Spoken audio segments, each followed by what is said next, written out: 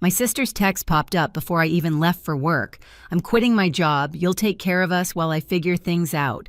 No greeting, no hesitation, just a demand dressed as family. I stood there, dish towel still in my hand, staring at the words like they'd been rehearsed for years. Then, for the first time in my life, I typed back, "That's not on me." I pressed send, opened my laptop, and signed the overseas contract I'd been too scared to touch. 10 minutes later, Mom's name flashed across my screen. And what she wrote next didn't just test my patience, it ended 15 years of silence I used to call peace. Before we get into it, hit like and tell me, have you ever been the one who finally said no after years of keeping the family together? I used to think being dependable was something to be proud of. My parents sure did. At every family dinner, Mom would lift her glass and say, "To Lily, the one who keeps this family running." Everyone would laugh, but I knew what it meant, the one who pays for everything. From the outside, we looked perfect. A neat suburban house, roast chicken in the oven, football humming on TV. Inside, every smile had a price tag. Mom's little reminders about Jenna's bills. Dad's quiet nod toward me when the check came. Even Jenna's hugs came with follow-up texts. "Can you cover rent until next month?" 15 years of that turned responsibility into reflex.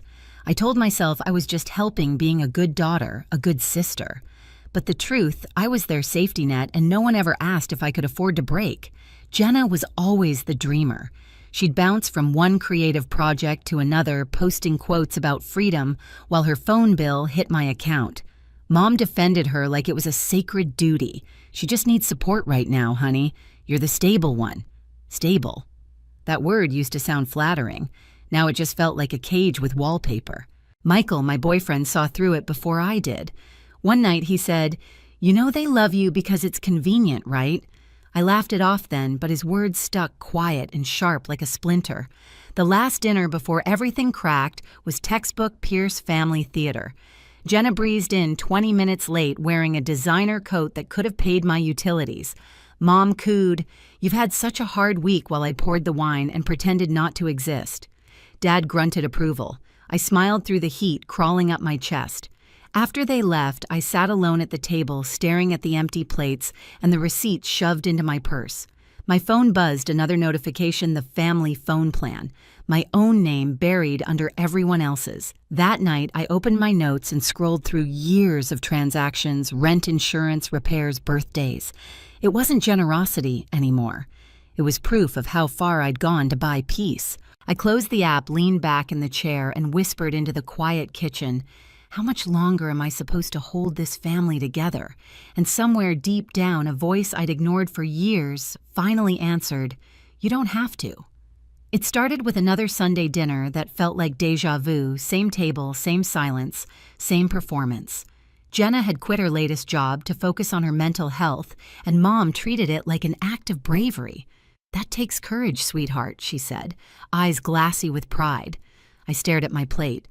Last year, when I took one sick day for exhaustion, she called me dramatic. Jenna twirled her fork, smiling, as her boyfriend Caleb leaned back, smirking. "She's building her brand," he said. "You wouldn't understand Lily. You're more corporate."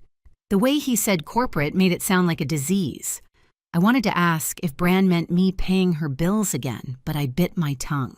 After dinner, Mom cornered me by the sink, lowering her voice like she was delivering state secrets.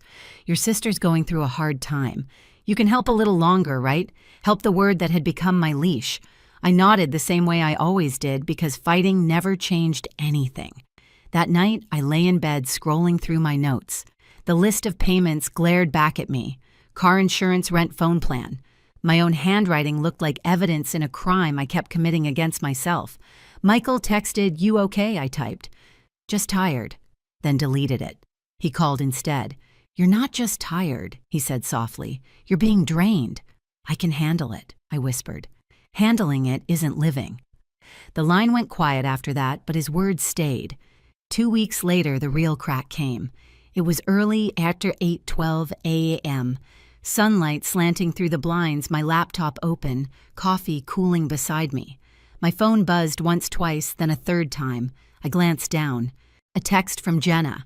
"I'm quitting my job. You'll take care of us while I figure things out." No greeting, no explanation, just expectation. I froze. For a second, my brain reached for old reflexes, calculate, adjust, fix. But something inside me shifted small and seismic. I wiped my hands on a dish towel, stared at the screen, and typed 4 words that didn't feel like mine until I hit send. That's not on me. The words hung there sharp and terrifying. I waited for the wave of guilt that usually followed, but none came. Just silence. In front of me, my laptop chimed a reminder of the overseas contract I'd been avoiding for months. Dublin, start date Monday. I hovered over it, heart pounding. Mom would panic. Jenna would call me selfish. Dad would lecture me about family. But then Michael's voice echoed in my head. Handling it isn't living. I moved the cursor, clicked sign. It was quiet, anticlimactic almost. But deep in my chest, something unclenched for the first time in years. 10 minutes later, my phone lit up again. Mom. Her message glowed on the screen like a warning light. If you won't help your sister, don't come to Thanksgiving. I stared at it until the screen dimmed, and for once, I didn't feel shame. I felt something dangerously close to peace. I used to think silence meant punishment, that if my mother wasn't speaking to me, I must have done something wrong. But that morning, when her message came, if you won't help your sister, don't come to Thanksgiving, the silence that followed didn't hurt. It felt clean. I set my phone down and just listened to the hum of the fridge. No shouting, no guilt trip, no demands. For the first time in years, the quiet belonged to me. Then I turned to my laptop. The Dublin contract still sat open from the night before, waiting like a dare. Housing included relocation, covered start date Monday. Every excuse I'd made, Mom will panic. Jenna will crumble, sounded childish now. I clicked confirm. It didn't feel triumphant. It felt still, like stepping into a room where the air finally fit my lungs. Then I opened my banking app. The list of recurring payments I'd ignored for years filled the screen: family phone plan, Jenna's insurance, electric bill for my parents' house. My thumb hovered over cancel and trembled just once. Then one by one, I began to cut the ties. Cancel, remove, deactivate. Each click landed like a heartbeat, steady and final. I half expected lightning to strike or Mom to appear at my door, but the apartment stayed quiet. The only sound was my own breathing. A voicemail arrived from Aunt Rose midway through the process, her voice syrupy sweet, every word sharpened with guilt. Sweetheart family gives and receives. Maybe you can give a little more this season. God will bless you back tenfold. I deleted it without listening to the end. By afternoon, I drafted something new exit plan. It wasn't dramatic, just bullet points. Remove name from phone plan. Unlink Jenna's car insurance. Cancel utilities tied to parents' address. Freeze shared credit line. Transfer savings. I stared at the list, the weight of it both terrifying and exhilarating. Michael called that evening. You did it, didn't you? I think so, I said. I finally said no. He paused. You didn't say no, Lily. You said yes to yourself. When we hung up, I sat on the floor, surrounded by the quiet hum of appliances, the smell of coffee gone cold, and a strange growing sense of control. I'd always imagined freedom would roar, but it didn't. It whispered. That night, I packed a small suitcase, passport, work clothes, a photo of me and Michael at the lake. Everything else could stay. At 6:47 p.m., my phone buzzed again. Mom, family meeting tonight, 7 sharp. Then you will be here. I stared at the screen, then typed back simple and calm, I won't. At 6:52 p.m., the doorbell rang. For a moment, I didn't move. The sound echoed through my apartment, sharp and insistent, cutting through the quiet like a warning. When I checked the peephole, Dad was standing there, work shirt still buttoned, face flushed, jaw set like granite. Open the door, Lily, he said, his voice low. Don't play games. I kept my hand on the lock. I'm not. He muttered something about disrespect, about how I'd been different since getting that new job offer. Then his footsteps faded, leaving only silence and the faint hum of the hallway lights. I leaned my forehead against the door and exhaled. They weren't coming to talk. They were coming to win. An hour later, my phone buzzed again. FaceTime. Family meeting.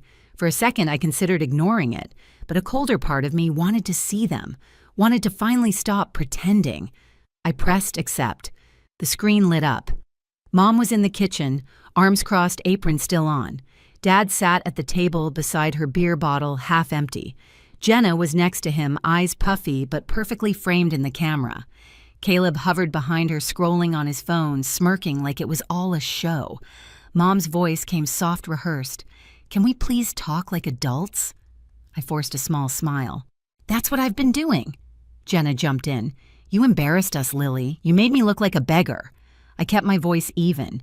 "You sent a demand." I declined. Her lower lip trembled, the same move she'd used since we were kids. "You don't believe in me. You never have."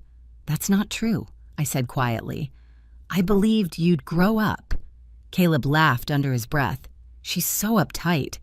No wonder you're single half the year." My eyes flicked to him. "Do you even hear yourself?" He shrugged. "Just a joke." Mom's patience snapped. "Enough, Caleb." Then she turned to me, voice sharpening. "Your sister's business could change her life. She just needs someone responsible on paper." Dad leaned forward, hands clasped like he was negotiating a deal. "It's not even risky. A small loan. $150 tops. You'll co-sign, that's all." I repeated the words slowly, like tasting something bitter.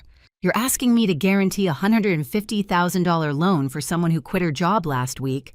Mom's tone hardened. "Don't be dramatic. We raised you better than this." That was it. The click. The sound in my head when something finally breaks, but not loudly.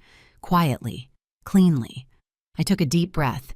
"You didn't raise me to say yes," I said. "You raised me to survive saying no." Silence. Real silence. The kind that fills a room and presses against your ribs. Dad's face flushed red. "Watch your tone." "I am," I said evenly. "It's calm." Mom's eyes narrowed. "So that's it. You're walking away from your family. I'm walking away from being your financial plan." Jenna's voice cracked. "You're punishing me for being different." "No," I said. "I'm setting boundaries. There's a difference." Her eyes filled again. "You think you're better than us? I think I'm tired." Mom slammed her hand on the table, the sound echoing through the speaker. "You'll regret this, Lily." I nodded once. "Maybe, but at least it'll be on my own dime." And before anyone could speak again, I pressed end call. For a few seconds, all I heard was my own breathing. The apartment was dim, the last bit of daylight slipping through the blinds. I looked down at my phone messages pouring in, one after another. "Mom, you're cruel. Dad, you'll apologize when this blows over. Jenna, you destroyed this family. Aunt Rose, forgiveness heals, sweetheart. God sees your heart." I turned the phone face down. The silence that followed wasn't empty, it was sacred. Then I opened the file labeled Exit Plan. Checked every box, removed from phone plan. Unlinked insurance, canceled utilities. Closed credit line. Booked flight. By the time the clock hit midnight, there were 43 missed calls blinking on my screen. None from Michael. He knew. At 12:07 a.m., the phone rang again. This time I answered. "Hey." His voice came softly. "You sound lighter." "I think I'm just done," I said. "Then do something about it. Not for revenge, for peace." After we hung up, I stared out the window. The street below was quiet, empty, the kind of calm I used to envy in other people's lives. For once, it was mine. By morning, the retaliation began. A Facebook post from Mom about ungrateful children, a text from Aunt Rose with a Bible verse about forgiveness, a cryptic story from Jenna. Sometimes the ones you love hold you back. They wanted shame to be my punishment, but all I felt was relief. That afternoon, I finished packing. My passport, work ID, and the signed contract tucked inside a folder. When I zipped the suitcase, the sound felt final, like a door closing softly behind me. As I slid on my coat, my phone buzzed one last time. Mom again. "We won't forget this," I typed back slowly, each word deliberate. "Neither will I." Then I powered it off. Outside, the air was cold but clean. The sky over the city pale and clear, like the beginning of something that didn't need permission. I locked the door behind me suitcase, rolling across the hallway tiles. Each step felt like proof that I had finally stopped being useful and started being free. The airport smelled like burnt coffee and early morning rain. I moved through the line, half awake, half weightless. No group chat buzzing, no guilt bleeding into every thought. just the soft rumble of luggage wheels and the sound of my own breathing. When the plane lifted off, I pressed my forehead to the window and watched the city shrink beneath the clouds. For 15 years, that skyline had meant obligation. Now it looked almost beautiful from far away. Dublin was colder than I expected, gray skies, wet cobblestones, air that tasted like salt and freedom. The company apartment was small, one bedroom, with white walls and a view of the canal. The first night I unpacked one suitcase, brewed tea, and stood at the window until the streetlights flickered on. Everything inside those walls belonged to me. Every bill, every choice. A week later, Mom's voicemail arrived. Her voice trembled with something between pride and resentment. "Jenna found part-time work. We're fine. Your dad says hi." I listened twice, not for what she said, but for what she didn't. No guilt, no demand, just distance. I didn't call back. I didn't need to. That night, I opened my old notes pages of bills and payments, once labeled family. I scrolled to the bottom and typed one final line, debt cleared emotionally and otherwise. Then I closed the laptop and let the quiet fill the room. For the first time in my life, silence didn't feel like punishment. It felt like peace. Sunday morning light spilled across the table, catching the steam from my coffee. No buzzing phone, no new demands, just quiet. I thought about the first message that started it all. "You'll take care of us while I figure things out." Maybe once I would have out of habit or fear, but not anymore. I smiled at my reflection in the window, the city unfolding behind me like a clean slate. Real love doesn't drain you, it steadies you. If you've ever chosen peace over guilt, share your story below. You're not alone. And don't forget to subscribe for the next story.